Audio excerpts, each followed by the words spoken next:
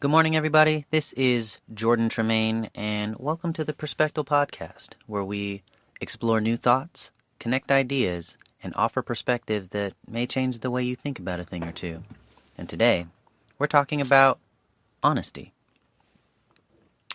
So, I just earlier today actually had a really good talk. I do this thing called Reality Chat. It's like kind of like a talk show on Instagram Live every week with somebody I know that I think is interesting to talk to. And I talked with Edward today. He's a colleague of mine that we met in Seattle when I lived up there, and he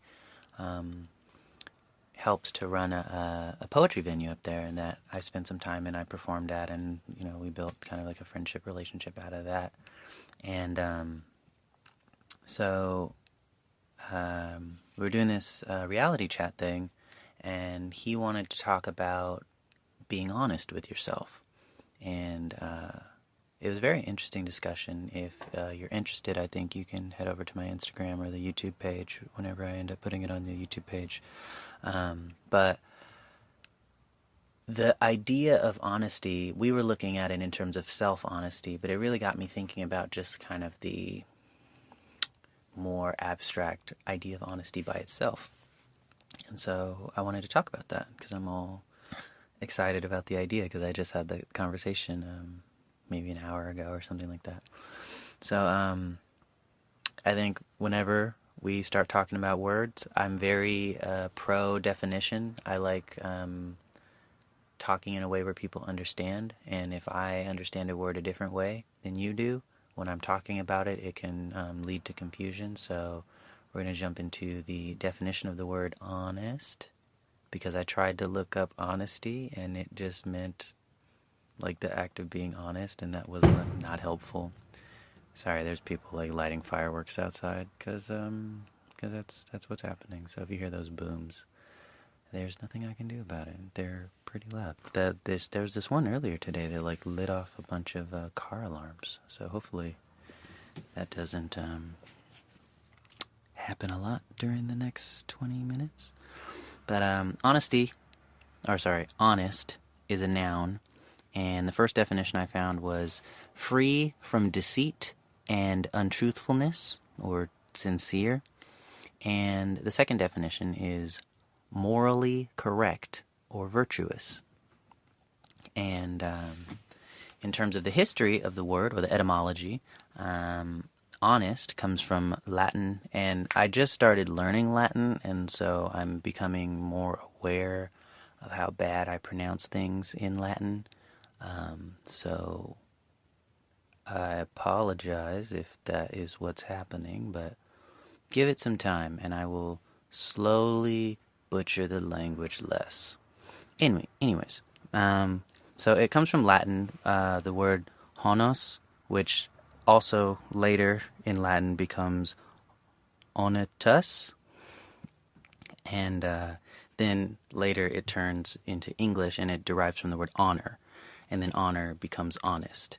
And in terms of it being in English and talking about honest, it's talking about being held in or deserving of honor, or being in high regard. And so this word honest, or this word honesty, its root is honor. And I think, I'm not going to dig too much into that, but I think we all kind of have this kind of noble idea in our heads of honor. It's kind of like the badge of integrity, I would say, where you do something to uphold a standard, either for yourself or your family, your community, your nation, your belief system. Honor is a thing. I think integrity is like self-honor inside of you, but honor can be anything, like the honor of your family, and you can uphold that, but it's not something that's necessarily totally within you. So, I mean, even by itself, just looking at the definitions and the etymology of things, I kind of I get really interested, and I geek out sometimes, and I forget to actually think of something to do with it, because sometimes I'm really interested in definitions. But today we are going to go into some interesting stuff. So in terms of being honest, I think That can be tricky because I think, like many things that I try to bring up in the PACT, the Philosophy and Critical Thinking project that this podcast is a part of, um, this word that I learned from reading this Carl Sagan book, The Demon Haunted World. This word is specious. It's so, I think, relevant, to what I'm trying to advocate for or advocate against, depending on how you look at it, with all of this conversation stuff, with the podcast stuff. And it speaks to honesty, where specious is a word that's like an adjective, and it means, like, on the surface level, it seems true, it seems plausible. You're like, oh, okay, yeah. But if you took the time to, like, dig into the idea and really think about it or research it, it's not what you thought it was in the beginning, and it's often like a false thing that seems true at first. And I want to bring that up with honesty, because I feel like when we say stuff like "be honest" or "don't lie," it's very simple and it seems easy to follow, and it seems like, yeah, that makes sense, duh. But I think if you dig into, like, practical honesty, like if you wanted to kind of look at the mechanics for how being honest worked well, because I think you can be honest in a way that does not work well for you. It's a little more complicated than just be honest, and it can be hard to explain. And in that realm, it can be hard to understand or grasp or put into practice, which I think is the more important thing.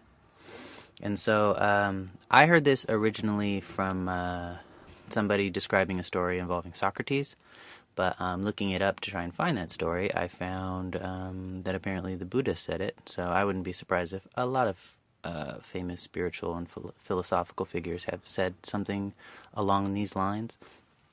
But in terms of speaking and telling other people things, I think I'm going to assume or run on the assumption for this podcast that we're trying to speak honesty. We're trying to speak truth. And I'm not talking about, like, jokes. Like, you can be crazy with your jokes, but like when you're trying to, like, really tell somebody something, I'm, like, assuming in this podcast that you're not lying. You're telling the truth. You're being honest. And to that, there are so many different things that you could tell somebody. Even about a particular one situation or about one movie or one experience. Like, you went out to dinner with somebody and for an hour you were, like, at dinner with them.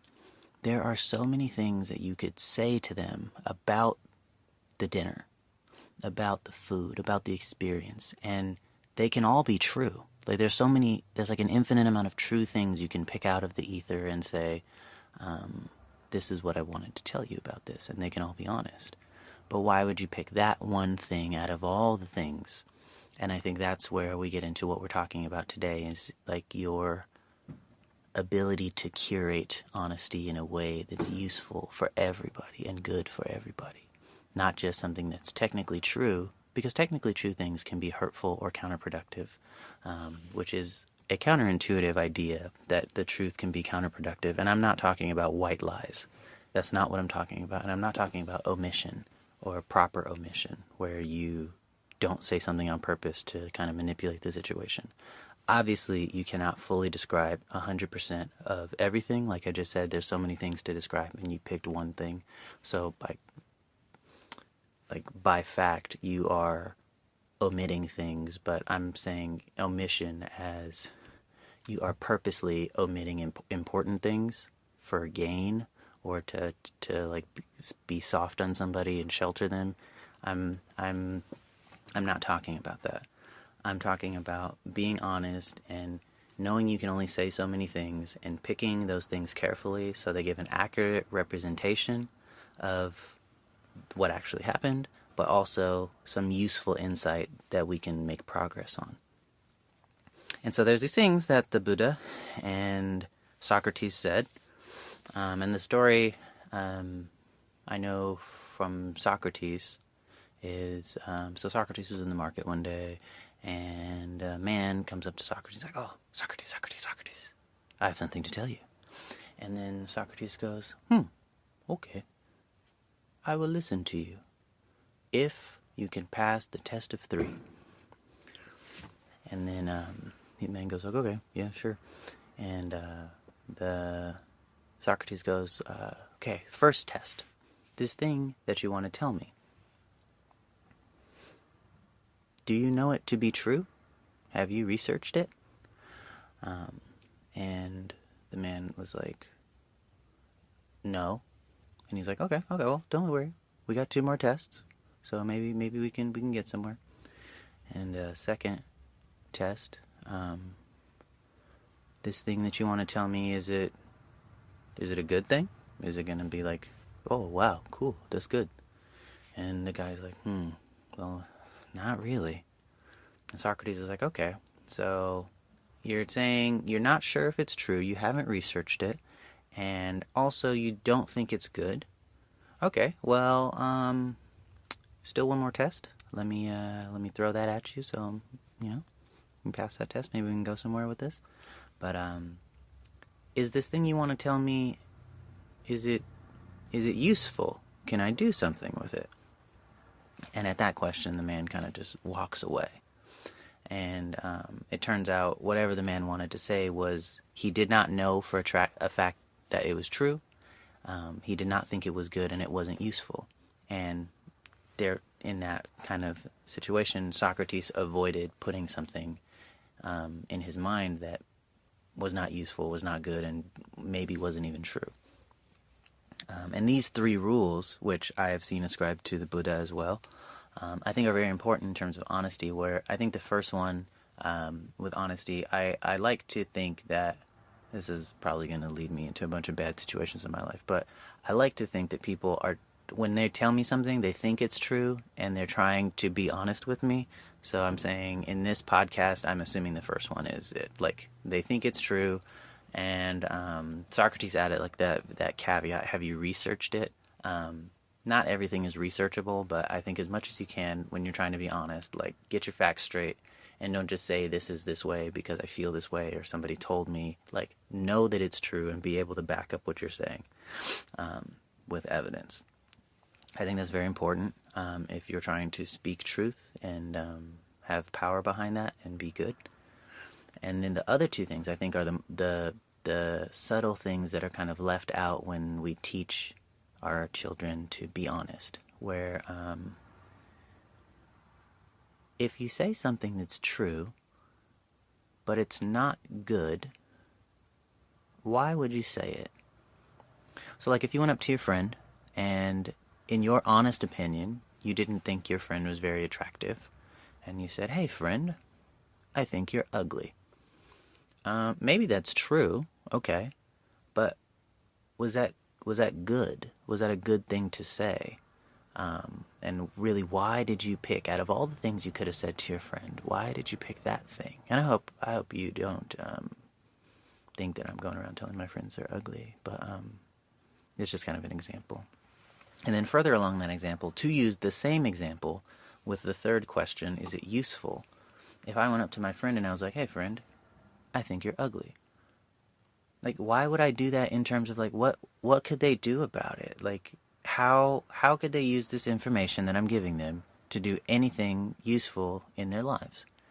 And sometimes maybe there's a certain situation where maybe this person is a model and they asked you if, like, a certain look on them was good, and then you're like, no, I think it's ugly, and they're asking your opinion. I think that's kind of useful, and it can be a good measure. But, like, if you just, like, walked up to your friend and it was unsolicited, and you're like, oh, you're ugly, and then you, like, walked off, like, why are you doing that to your friend? So I think asking those 3 questions in general, just before you open your mouth ever, in my opinion, is a good practice to try and reach a place where you speak well, and that what you say doesn't come to get you, and what you say helps other people and lifts other people up and does good stuff, I guess. Not to get too much into that huge concept of what good is, but I think this is kind of heading towards the direction of good. So, is it true? Is it good? And is it useful?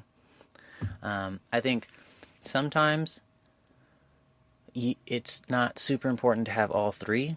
So sometimes if the thing is true and it's very useful, but it's not good. So like, hey, friend, I think your partner is cheating on you. Maybe that's not so good, but it could be very useful and it could be very true. There's still certain times where, 2 out of 3 ain't bad. But I think 3 out of 3 is really, let's shoot for that. 2 out of 3, I mean, if it's really important, okay. And then 1 out of 3, it's like, I don't know, like, what? Maybe we want to think about why we chose this to say. And then like 0 out of 3, like, maybe we should back up and pause for a second. So I think that's a very interesting concept with honesty. I think in my life, I try to put that into practice. I'm not always thinking actively, as surprising as that may seem, but sometimes I slip up. I try to really say only things that are like that, though. And I think it's interesting sometimes to help explain, not just when I'm saying something, how should I say, but when somebody is listening or when I'm listening to somebody, what is their experience of the listening? And so one of the things that I've been a very big advocate for is being solution-oriented. And maybe this was the way I was taught, or maybe I came to this by thinking, but this idea that, like, it's good to be a person that looks for solutions and tries to figure out ways to move on and make things better, as opposed to the opposite, which is looking for problems and finding problems. Which, understanding problems and vocalizing problems and acknowledging problems are, I think, very healthy things to do. But if you're oriented to seek problems, I don't think that is as healthy. And oftentimes I feel what I'm talking about by problem orientation is those who are not, almost not interested in the solution. They point out a problem and then they kind of stop there, or they focus on the problem. And I would say you should only point out the problem so far as it helps you build a solution. And if there's no solution that you can figure out, maybe the problem's not even worth bringing up. Unless you're bringing it up so I can't figure it out myself, but I've tried, and now I'm going to bring it up to you so that maybe we could work together and we can figure something out. But I still feel very heavy in the solution orientation, where I'm looking for a solution, and the only reason I'm telling you this problem is because I want your help in solving it. I think it's problem-oriented. It's a very subtle difference, but it is problem-oriented to bring a problem to somebody for them to solve. If you're not trying to participate in solving the problem yourself, I think you should not bring the problem up, and you should stay out of the way. And that doesn't mean you should hide problems from people. I think you should, in my mind, you should just be solution-oriented and try to figure things out yourself, and when you can't, work with other people and try to contribute. And I think that kind of folds back into what we're talking about with honesty, because saying things that are true helps solve problems. Saying things that are useful helps solve problems, and saying things that are good, I think, helps solve problems. And so, like, the more you can practice this, like, useful honesty, this good honesty, this true honesty, I think the more it kind of aligns your mentality with being solution-oriented. So I think it's kind of just another way to say the same thing in my mind. And one of the things that I think is very important to understand is looking at it from the listener's perspective. If you are being problem-oriented, or you're not being 3 out of 3 honest, what does the person who's listening perceive you to be saying? So when you walk up to your friend and you're like, hey, I think you're ugly, and you walk off, like, you kind of showed up, presented a problem, or an opinion, depending on how you want to say it, and then you left. And I would say acting in a problem-oriented manner encourages people to be defensive. And there is an idea in my mind, which is a difference between something being a criticism or something being a feedback. And criticism is kind of the problem orientation, where you say a problem or you say an insult, and it may be kind of pointed towards, I'm bringing this up so you can fix it, but it's a criticism because the person who's saying it is not involving themselves in the solution. They're not like, hey, you're an alcoholic, I think, and I don't think that's good, but I'm your friend and I'm gonna, be with you to support you through this, and if you need someone to talk to, I'll come to the AA meetings with you. Like, that's solution oriented. The problem oriented is like, hey, you're an alcoholic, and then like walk off. Like, that I don't think helps any. I think it just makes the people more defensive, more self-conscious, and more likely to continue the behavior or continue in the problem, not to solve the problem. So in being honest, I think being honest is part of being a good person. I think it involves being solution oriented, and it involves feedback. And feedback, I think, comes from this place where you desire to help, not for your personal gain, but just to contribute and be solution oriented. And so I think to ask yourself these questions: is what I'm saying true? Is what I'm saying useful? Is what I'm saying good? Am I interested in a solution if this involves a problem? And if I'm giving somebody a critique or a criticism or a feedback, am I willing to sit there and provide support and be with them and explain and try to understand where they're coming from? Or am I really trying to label somebody and call them something and then move on with my life? That can be very attractive sometimes to do, and it can make us feel good, I think, sometimes when somebody does something wrong and you're like, you're wrong, or somebody does something bad and you're like, you're bad, and then you feel good because you got to, play I'm holier than thou and cast out the demons or something like that. But what does that do?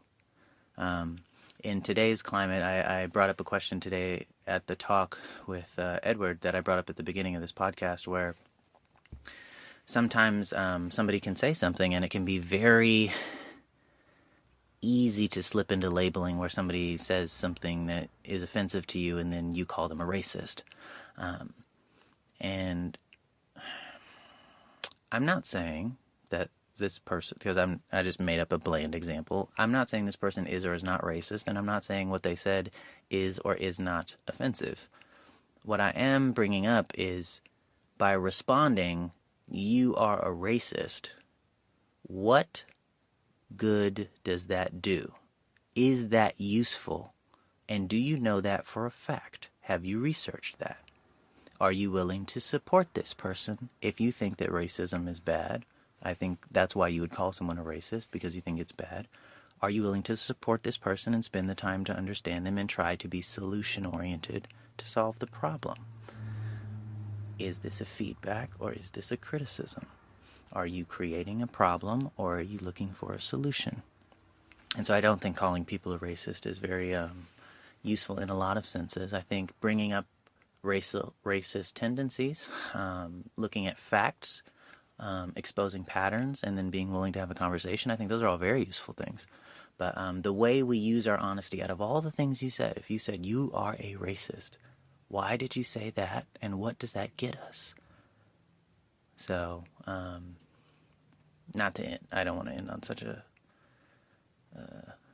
tough, serious note, but I'm very passionate about seeking to understand and taking the time to listen, to actively listen, not just to listen long enough for a pause so you can respond, not to listen to 10% and then it be ignoring because you only want to respond to that 10%, and not be listening just to shove your ideas in a conversation. Listening to understand, and then talking to be understood. I think the beautiful conversation comes when we are usefully honest, when we are true in our honesty, and when we're good in our honesty. So that is what I wanted to talk about with honesty. I think Edward and I had an excellent 1 hour reality chat. All the reality chats are 1 hour, but it's on being honest with yourself. And so if this was interesting to you and you want to dive into that, it's on my IG Live at Jordan Tremaine _ on the IGTV, which there's a link to my IG on jordantremaine.com, and then, I don't know, whenever I get around to it, it'll be on the YouTube page, also a link on jordantremaine.com. But thank you guys for listening. If you think that there are other aspects of honesty that are important, or other aspects of communication that I missed, please let me know. I really am telling the truth when I say I love to talk to people and I want to hear what other people think, because I want to expand my perspectives and gain as many perspectives as possible. And one of these days I'm going to do a podcast on what a perspective is, because I know I made that word up and I never explained it. But, yeah, I hope you guys have a good day. Have a good night. Have a good morning. Whatever time it is for you. And please, start a conversation. Listen to somebody. Do a good thing for somebody this week. Anyways, I'll see you guys later.